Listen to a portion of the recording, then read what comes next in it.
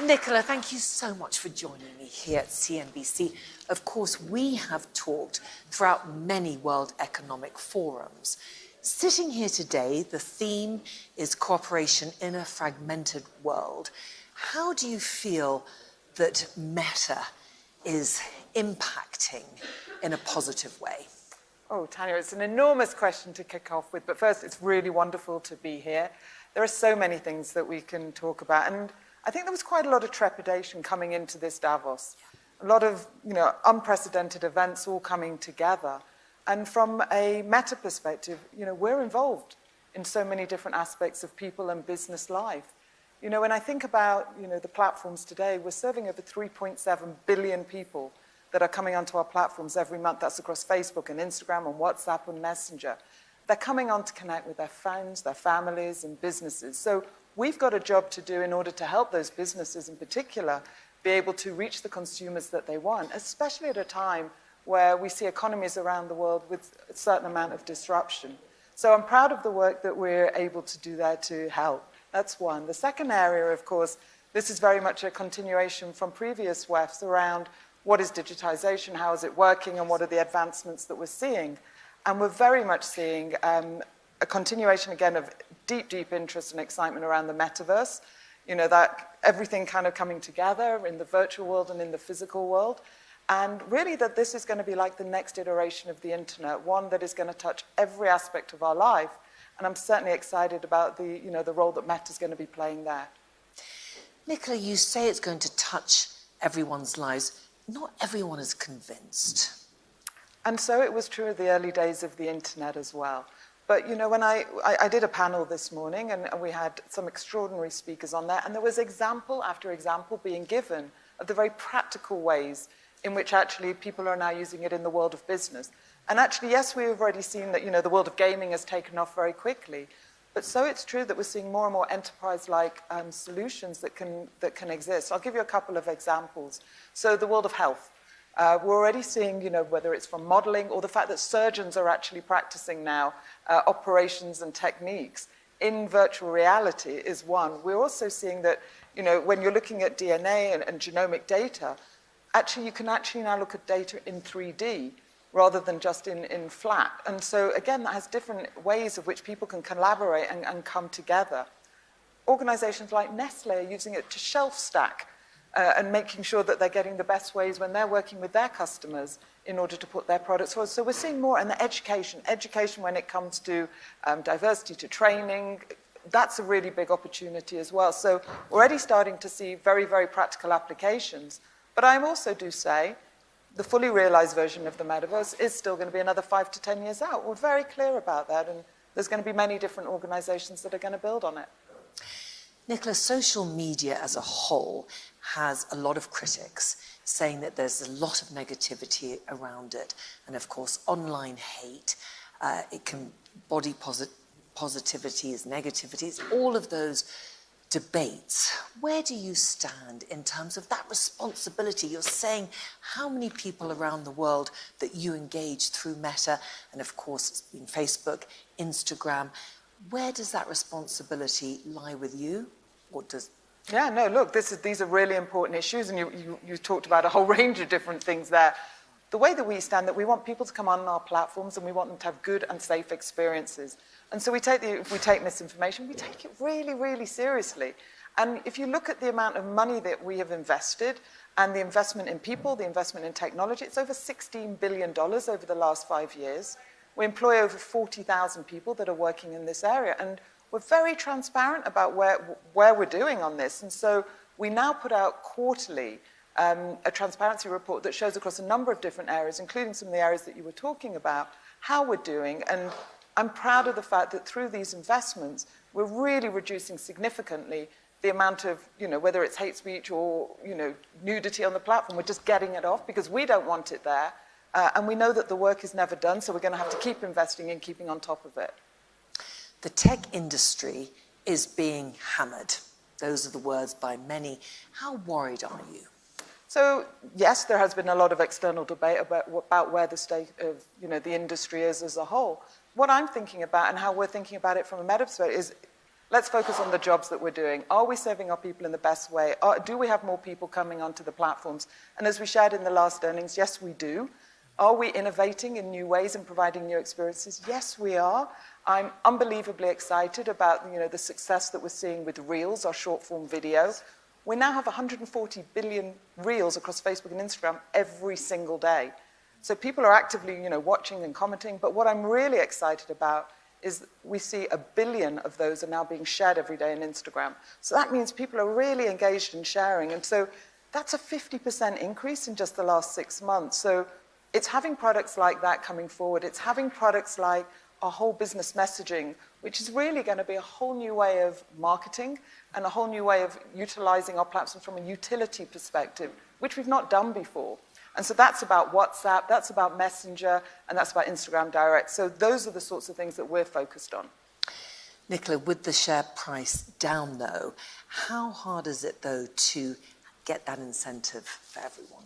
Yeah, so why do people come to Meta to join? They join because they believe, and we've talked about this a lot, the future of work this week.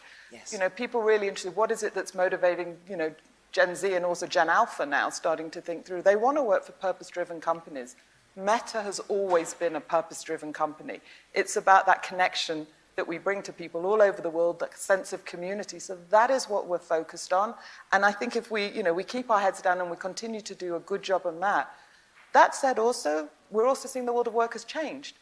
And so there's been a lot of debate here this week also. There's a real strong camp now. We want everybody back in the office. That's right. What we want. We see that a lot from the finance industry. We're not in that place. We're in that place of really listening and learning and understanding what it is our people want. And our people are saying that they want, flexibility of choice. They're really interested in hybrid. They're really interested in remote working. And so when we're in a war of talent, which all of us are, every single company is, we're really actively listening.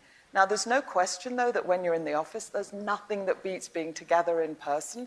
And so, yes, we are seeing more people coming back in, but we're also making sure that we offer that flexibility. Do you think it's wrong of companies, Nicola, then to force their employees to go back to the office, which a lot are doing now? No, look, I'm not going to comment on whether other people are right or wrong. I know what's right for our people. And, ultimately the judge will be where people come. And where people are actively choosing to want to work. And we're seeing all over the world that, there's a lot of open jobs out there. And so that's ultimately going to be the test. Are you really going to get the best people? Nicola, you've had quite a bit of headwinds post-pandemic.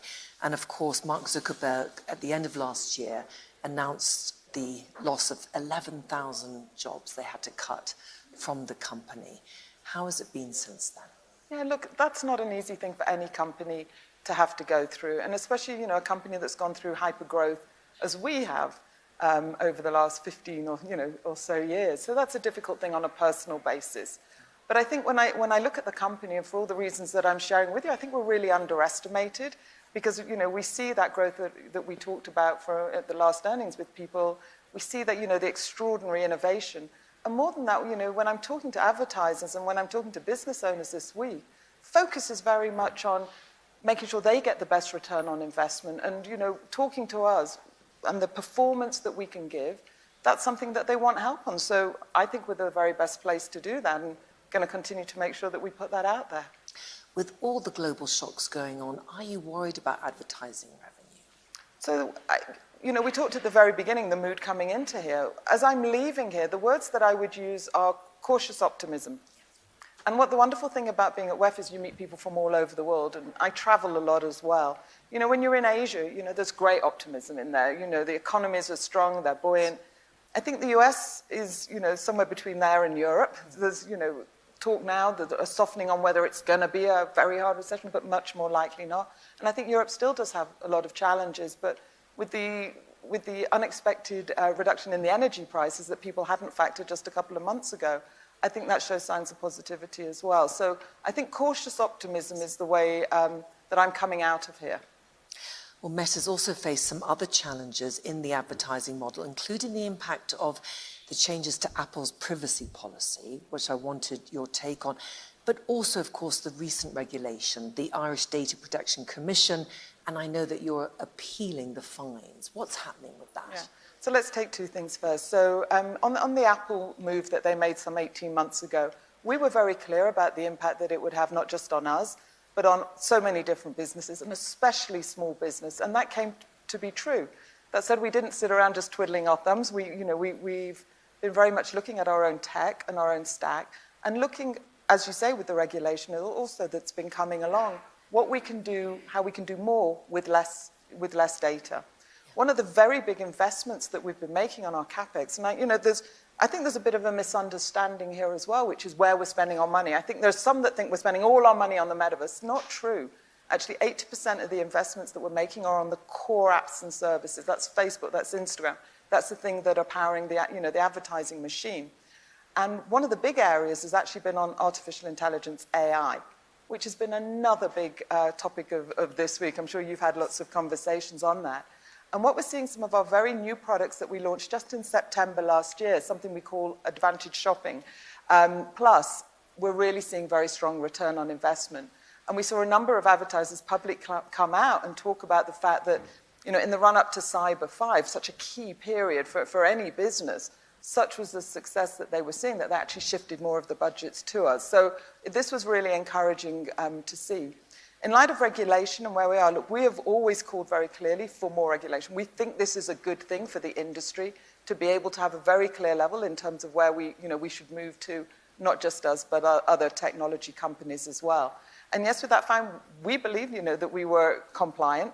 We think there is still some clarity on that, which is why we've appealed it. When will you hear news, do you think? Oh, I've absolutely no idea, because that's very recent. So, this is very recent news, so we'll wait to see. And Nicola, just finally, what are you most excited about going forward? Where is this technology going to take us? Do you think we'll be sitting here in 5 years' time, or we'll be virtually... I think, Tania, for as long as you'll have me, I'll be coming to the church up the mountains, skidding down the hill to get here. But that said, I think we'll be doing, and we were just talking before about the possibilities of actually, why not doing a session together, in the metaverse, in a world where interview each other and see how that goes. There's nothing better than the human touch. But if you can't have that, then why wouldn't you want the best version of what that could be digitally? And the very best version of that, where you feel that strong sense of presence together, that strong sense of collaboration. Ultimately, that will be where the tech is taking to us, and that will be the world of the metaverse. It is a little way off yet. Nicola Mendelsohn, thank you so much for joining me today. Thank you, Tania. Amazing.